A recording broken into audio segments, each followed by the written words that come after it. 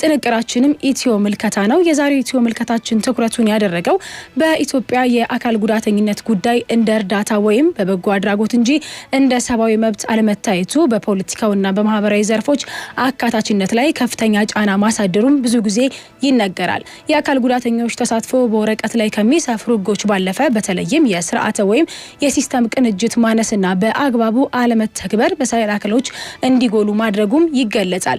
በዚህ ዙሪያ ጣቢያችን በኢትዮጵያ ፖለቲካ ውስጥ ጉልህ ሚና እየተጫወቱ ካሉ ፖለቲካ ፓርቲዎች መካከል ሁለት አካል ጉዳተኞች አመራሮችን አነጋግሯል። ወደ በኋላ ላይ ተሰሙታላችሁ።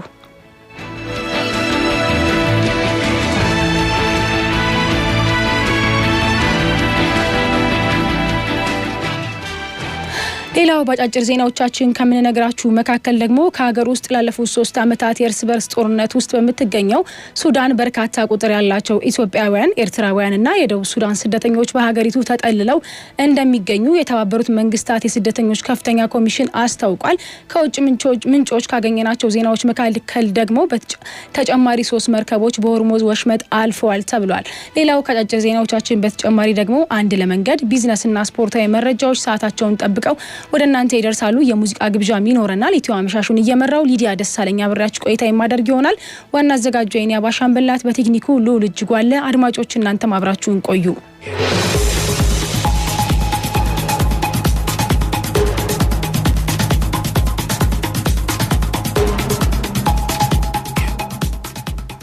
ቀዳሚ ወዳደረግነው ወደ ሀገር ውስጥ መረጃ እናልፋለን። ላለፉት 3 ዓመታት የእርስ በርስ ጦርነት ውስጥ በምትገኘው ሱዳን በርካታ ቁጥር ያላቸው ኢትዮጵያውያንና ኤርትራውያን የደቡብ ሱዳን ስደተኞች በሀገሪቱ ተጠልለው እንደሚገኙ የተባበሩት መንግስታት የስደተኞች ከፍተኛ ኮሚሽን አስታውቋል። ኮሚሽኑ ይፋ ባደረገው መረጃ ከ3.6 ቢሊዮን በላይ ሱዳን ዜጎች በጎረቤት ሀገራት ጥገኝነት ቢጠይቁም ከ862 ሺህ በላይ ስደተኞች ደግሞ በሀገሪቱ ተጠልለው እንደሚገኙ ገልጿል። ከነዚህ መካከል ከፍተኛውን ቁጥር የሚይዙት ደግሞ ደቡብ ሱዳናውያን መሆናቸው የተጠቀሰው መረጃው ከ135 ሺህ በላይ ኤርትራውያን፣ ከ68 ሺህ በላይ ኢትዮጵያውያን ስደተኞች በሀገሪቱ እንደሚገኙና ከነዚህ ኢትዮጵያውያን ውስጥ 65 በመቶ በገዳሪፍ እንዲሁም 18 በመቶ የሚሆኑት ደግሞ በብሉ ናይል ግዛት እንደሚገኙም ሪፖርቱ ያመላክታል።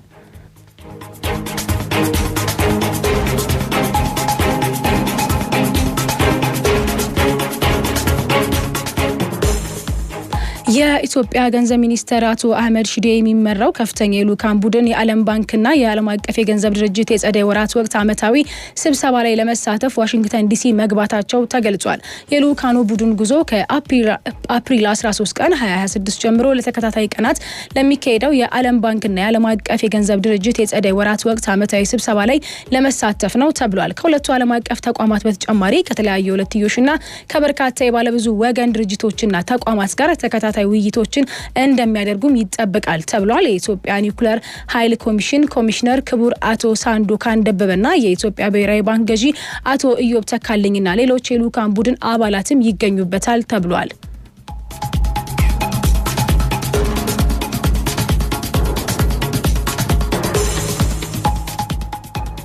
የከነማ ፋርማሲዎችን የመድኃኒት እጥረትን ለመከላከል በመረጃ ላይ የተመሰረተ የአቅርቦት ስርዓት ለመዘርጋት እየተሰራ ነው ተባለ። በጤናው ዘርፍ ዜጎችን ተጠቃሚ በማድረግ የከነማ ፋርማሲዎችን ድርጅት ጉልህ ሚና ያለው መሆኑ ተጠቁሟል።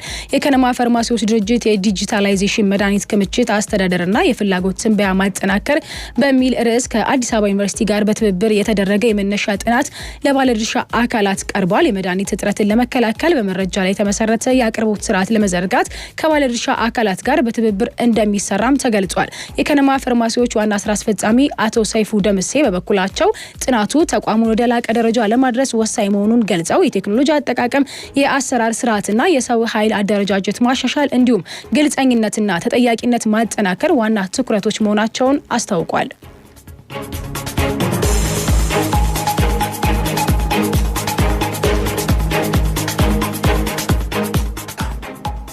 የምርመራ ውጤቶችን ወደ ተጨባጭ ለውጥ ማድረስ ያለመቻል የግብርና ምርምር ስርዓት ማነቆች መሆኑ ተገልጿል። የተበጣጠሰ አሰራር፣ ቅንጅታዊ ስንነትና የምርምር ውጤቶችን ወደ ተጨባጭ ለውጥ ማድረስ ያለመቻል የግብርና ምርመራ ስርዓት ማነቆች ሆኖ መቆየታቸው ተነግሯል። ይሄ የተነገረው በዛሬው ዕለት ግብርና ሚኒስቴር፣ የኢትዮጵያ ግብርና ትራንስፎርሜሽን ኢንስቲትዩትና የኢትዮጵያ ሳይንስ አካዳሚ በትብብር ያዘጋጁት በብሔራዊ የግብርና ምርምር ስርዓት ላይ ያተኮሩ የመጀመሪያው የግብርና ሳይንስ ሴሚናር ላይ ነው። ይሄ የተባለው የኢትዮጵያ ግብርና የሚመራው በምርምር ላይ የሚደረገው ኢንቨስትመንት ብቻ ሳይሆን በትብብር ስራ እውቀትን ወደ ተግባራዊ ለውጥ በመቀየር የተቀናጀ ፈጣን ምላሽ የሚሰጥ ተግባራዊ መፍትሄዎችን ወደ አርሶና አርብቶ አደሩ ማድረስ የሚያስችል የግብርና ምርምር ስርዓት መገንባት እንደሚገባም ዶክተር የግብርና ሚኒስትር ዴኤታ መለስ መኮንን ገልጸዋል።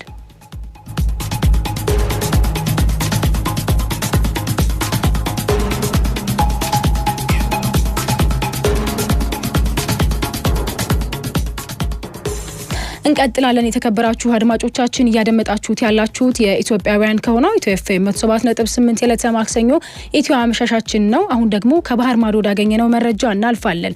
በዛሬው ዕለት ተጨማሪ 3 መርከቦች በሆርሙዝ ወሽመጥ አልፈዋል ተብሏል። አሜሪካ በኢራን ወደቦች ላይ የምታደርገውን የባህር ላይ ጉዞ እገዳ በጀመረችበት በመጀመሪያው ቀን 3 ከኢራን ጋር ግንኙነት ያላቸው የነዳጅ ጫኝ መርከቦች፣ ታንከሮች በሆርሙዝ ወሽመጥ በኩል ወደ ባህረ ሰላጤው መግባታቸውን የመርከብ ጉዞ መረጃዎች አመላክተዋል። የመርከብ መከታተያ መረጃዎችን ዋቢ በማድረግ አልአረቢያ እንደዘገበው የአሜሪካ እገዳ ተግባራዊ መሆን በጀመረ በ24 ሰዓት ውስጥ እነዚህ መርከቦች ወደ አካባቢው መግባታቸውን በባህረ ሰላጤው ላይ ያለውን ውጥረት ሊያባብሰው እንደሚችልም ተገምቷል ነው የተባለው። ታዲያ በሆርሙዝ ወሽመጥ ላይ ለዓለም የነዳጅ ንግድ ቁልፍ መተላለፊያ ሲሆን አሜሪካ በኢራን ላይ የጣለችውን ይህ እገዳ በዓለም አቀፍ የነዳጅ ገበያና ቀጠናዊ ደህንነት ላይ ተጽዕኖ ይኖረዋል ተብሎም ይጠበቃል ነው የተነገረው።